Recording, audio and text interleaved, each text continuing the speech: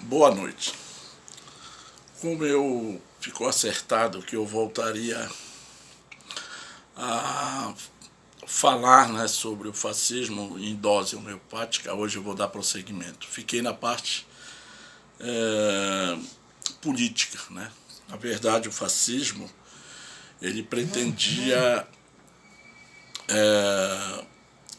acabar com a democracia parlamentar liberal existente e implantar um Estado totalitário e fascista. Isso, na verdade, até então, porque os fascistas alegavam que essa democracia liberal tinha levado a Itália, no caso da Itália, eu estou falando do fascismo na Itália, levado a uma guerra, uma grande guerra, e que ela tinha falhado, nesse projeto de guerra. Então, essa democracia liberal era acusada pelos fascistas de, até certo ponto, ser incompetente na condução da guerra e no pós-guerra. Na questão econômica, os fascistas eles pregavam, eles queriam o fim do liberalismo econômico, o liberalismo econômico, de uma economia liberal, sem intervenção do Estado, por uma economia com forte intervenção do Estado. Forte intervenção do Estado na economia. Criticavam essa economia baseada no capitalismo, baseado nesse liberalismo, e criticavam o socialismo. Então, essa seria a questão política. Implantar um Estado centralizador em substituição aos modelos vigentes até então na Itália. Agora, para falar do fascismo na Itália, a gente tem que falar alguns pontos. Primeiro, a etimologia da palavra. Qual é o sentido da palavra? A palavra fascismo vem de fácil. Fácil quer dizer feixe, que era o feixe de varas que assentavam, em cima dela estava um machado, que representava a força no antigo Império Romano, a força de dominação, que o fácil litório. O fácil litório seria esse sentido, fascismo de fácil, no sentido de exaltação à força, ao poder, que era as varas que os romanos levavam para os campos de batalha, e em cima tinha um machado. Agora, o fascismo ele não é, assim como diz, uma coisa caída do céu na cabeça do Mussolini. Ele teve algumas influências, que nós podemos dizer como fontes inspiradoras para elaborar, adaptar essas fontes à ideia do fascismo. A primeira fonte, pode-se dizer, é o nacionalismo italiano, do início do século XX. A juventude italiana, temos como exemplo Eurico Corradini, que era um jovem, que exaltava o nacionalismo. Eram jovens intelectuais que defendiam, enalteciam romanticamente, pode-se dizer, a Itália. Seria um projeto de negação de luta de classes, um projeto de negação. Eles não aceitavam a ideia de luta de classes, mas eles aceitavam a luta entre as nações, na qual a Itália seria preponderante. Daí o nacionalismo exacerbado, que nós chamamos na história, que seria um nacionalismo extremamente militarista, né? Isso vai desencadear um militarismo sem precedentes na Itália, de conquista de espaços, tanto que os italianos, os fascistas italianos vão invadir a Etiópia, né? A Etiópia na África. Jovens intelectuais que defendiam a Itália forte, né? Seria uma visão saudosista, pode-se dizer, do Império Romano.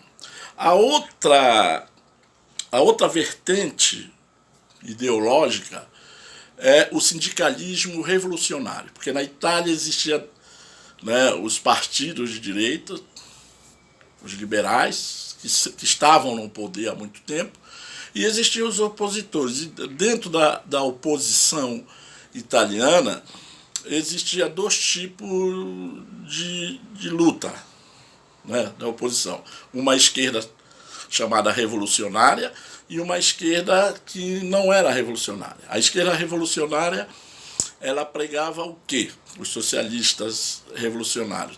Eles pregavam a força, o uso da força para se chegar ao poder, né? O uso da força, a militarização do Estado, né? É o que nós chamamos de sindicalismo revolucionários, né? E que não aceitavam a ideia dos sindicalistas que não eram revolucionários, a ideia de acordos, né, com o Estado. Ele não aceitava essa ideia de acordo com o Estado existente, mas a questão revolucionária. Mussolini vai se apoderar justamente dessa ala. No início ele era socialista, para se dizer, né? O que é que ele vai fazer? Ele vai dar uma nova releitura desse sindicalismo revolucionário, e tanto que o sindicalismo implantado durante o fascismo, né, o modelo de sindicalismo baseado no corporativismo, ele é uma leitura desse sindicalismo revolucionário. O outro são os futuristas, os futuristas italianos, né? Os futuristas italianos, que eram jovens intelectuais que pregavam, eram, como é que se diz, entusiasmados pelo modernismo, pela revolução industrial, pela indústria, pela essa sociedade moderna, mas eram decepcionados com a ordem social vigente na Itália. Mussolini também vai ter apoio dessa jovem intelectualidade, que é conhecido dentro da Itália como futuristas, que viu uma visão progressista, né? Então essas foram as três correntes que vão ser utilizadas pelo pensamento fascista, que vai haver uma reelaboração dessas ideias para a consolidação do pensamento fascista na Itália, né? O fascismo na Itália, na verdade, ele não tem uma relação com a crise de 1929, né? Ele tem um dos elementos propulsores para a instalação do fascismo na Itália, né, foi a participação da Itália na guerra, né? A participação da Itália na guerra e os efeitos da crise econômica do pós-guerra, porque a Itália ela vai participar na guerra logo nos primeiros momentos, quando ela entra na guerra, né, ao lado dos alemães. Mas o que é que ela faz? Ela passa para o outro lado com promessas de recompensações territoriais, né? Recompensações territoriais. Ou seja, ela converte a sua economia, a sua indústria, numa indústria de armamentos, de guerra, de construção de armas maciças, objetivando o quê? Que quando a guerra acabasse, ela seria recompensada com territórios, né? Seria recompensada pela sua participação ao lado do aliado. Só que a guerra acaba e a Itália, os italianos não são nem, como é que se diz? Não são nem convidados para sentar nas negociações de paz. Então a guerra representou para a Itália um verdadeiro caos, né? Caos econômico, como eu falei na passada, né, não decorrente da crise de 29, mas dos efeitos da Primeira Guerra, e que isso possibilitou o desenvolvimento dos partidos de esquerda, né?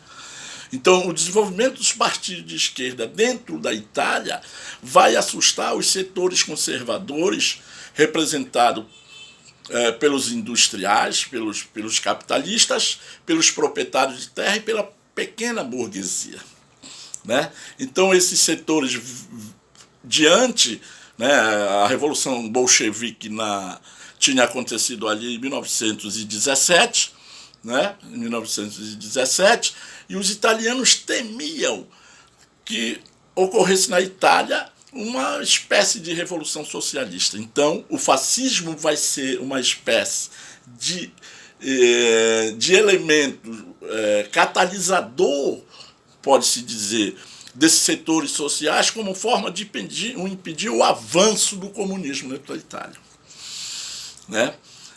E, lógico, que a ideia fascista ela cai como se uma luva numa mão, né? Ou seja, ela vai atender, no primeiro momento, este desejo desses setores conservadores, né, representado principalmente pelos grandes capitalistas proprietários de terra, né? Então, a chegada